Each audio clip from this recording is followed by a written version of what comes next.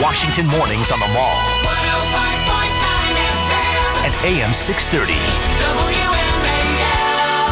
8:36 on WMAL, where Washington comes to talk, and it looks like Senator Rand Paul is unavailable for us this morning. We're going to continue to try to reach him. But listen, he's a senator. He's got a very busy life, as you can well imagine. You know, you pressed Representative Steve King on whether he was going to run for Senator Harkin's seat in Iowa. I was hoping that you would have the same energy to ask Rand Paul if he was running for president. Well, you know, there's been a lot of talk about that and how it might be a really interesting candidacy. I think he might be a very interesting addition to that debate and to that conversation. I would like to see him do it. Can I just tell you that somebody with the last name of Paul will be running for president for the rest of our lifetime? Maybe. Okay, trust me on this one. Hey, by the way, there's a new bit of information that just came out that has to do about the economy.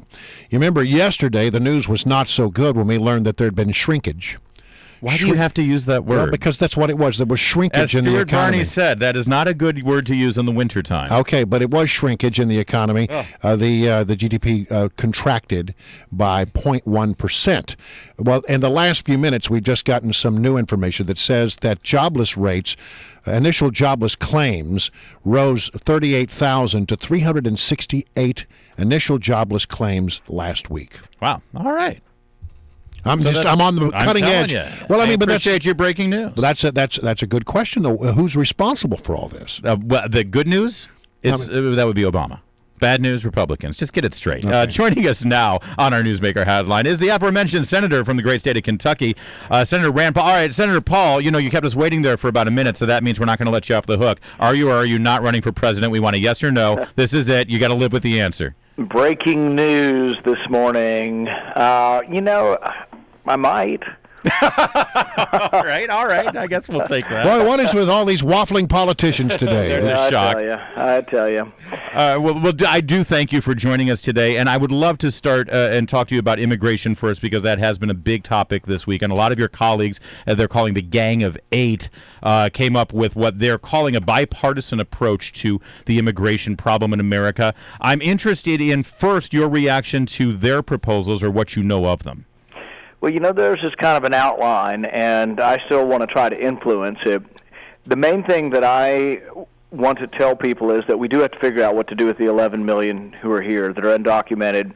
But whatever we do, however we decide to normalize them, we can't then be a beacon for 11 million more people to come in illegally. So you have to have a secure border. I'm for having a secure border that's verified. I sort of believe in the trust but verify. And the way I would do it is I would have a report that's issued every year for 5 years. Congress would have to vote on the report. The report would indicate whether the border is secure or not secure. And if it's not passed and we don't agree that it's secure, then the reforms don't continue going forward. I think it would take several years to process 11 million people. Yep. The other thing I am going to request and maybe insist on is that there are two lines. One line's to get into the country, and then the other line's for the green card. If they're going to put 11 million people immediately in the green card line, that means they get to go in front of the people who are applying for citizenship legally or applying for entry into the country legally. I think you have to be, you can't get in front of anybody in either line, really, is what I would think would be the best way to do it. But I do believe we need to talk about immigration reform, and we essentially have de facto amnesty now. The 11 million are here. They're not really paying taxes. They are working, most of them, but let's get them into the system. If we're gonna keep them here, let's get them into the system. But let's don't do it in such a way that we become a beacon for another 11 million people to come. Because I do agree with what Friedman said, and that you can't have open borders in a welfare state. Well, you're talking as if that you have some real concerns about how it might go forward, but you have written and said that you think the GOP needs to evolve on this issue. In what ways does the GOP need to evolve? In the sense that I think in the past people have been for putting them on a bus and sending them home. They've been talking about self-deportation and a lot of things that I think are not the best way to approach this issue. I personally say the 11 million people, if you want to work, we're going to figure out a way for you to stay.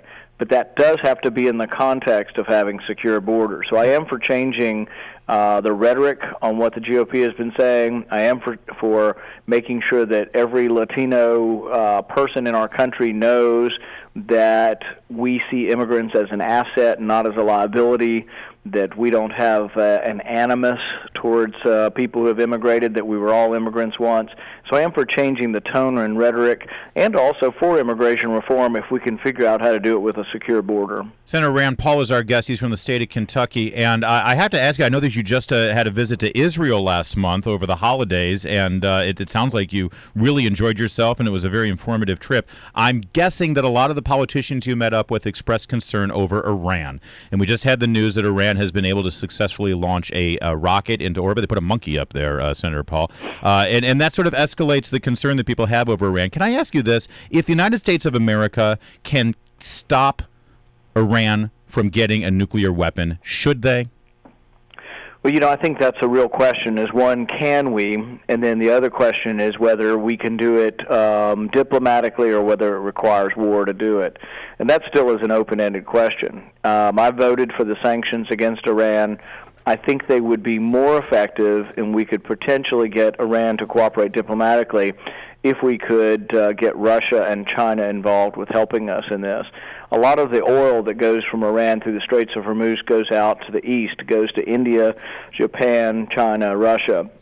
I think if you don't have input from China and Russia, we're never going to get them talked down. But I think we should use our leverage with trade, the large trade that we have with both China and Russia, and encourage them that it be in their best interest to talk Iran down. But if listen, a lot of people say that it's impossible to talk to Ahmadinejad because he's not a reasonable player in this. If it turns out that military intervention is the only way to keep Iran from having a nuclear weapon, is that a course we should take? I think all options are on the table, but I think it's hard to come down with a final conclusion when we don't know exactly what the future brings yet. So, I do agree with those who have said all options are on the table. Those include military, but those also include diplomatic, and I don't think we've exhausted the diplomatic or the sanctions. I was so happy to see that you took Secretary of State Hillary Clinton to task about Benghazi in a serious way in those recent hearings. But I think we still have a lot of unanswered questions about that, and it seems that the administration is dragging its feet and giving even the most rudimentary answers to long-standing questions both of Congress and the press on this matter. Yeah, I think the biggest thing we learned is that she did not read the cables that were pleas for help, asking for more security. She didn't read those before the ambassador was killed, and I think that's inexcusable. And I really think disqualifies her from being in a position where she could make these decisions again. The other thing that I think she missed on this is that they treated the embassy in Libya like it was the embassy in Paris. And I would have treated the embassy in Libya like it was the embassy in Iraq. It's in a war zone, and I think it should have been, the security should have always been under the Department of Defense, or we shouldn't have had an embassy there. And I think even the review board missed this. They had 64 good suggestions of things that Secretary Clinton failed to do, all common sense things she should have done in advance, and I think these are good changes. But even the review board didn't really assess whether or not maybe this should be under the command of the Department of Defense, which is, I think, I think we're in danger for another tragedy there, Yemen, Somalia, a lot of different places around the world. If we're relying on the host country to protect our embassy, even in Egypt right now, I think our embassy is threatened. All right, Senator Paul, thank you so much for joining us. Hey, the Super Bowl was this weekend. Are you backing your colleagues, Senator Barbara Boxer and Senator Dianne Feinstein's 49ers? Well, I'm rooting for Coach Harbaugh. You know what? All right, he's running for president. Do you know the coaches Harbaugh have a connection to Bowling Green? Their dad coached at Western Kentucky University. I didn't know that. And Jim Harbaugh actually was connected with Western Kentucky and helping out the team when his dad was there. Well, all roads lead to Kentucky. We can all agree on that. Absolutely. Thank you, Senator Paul.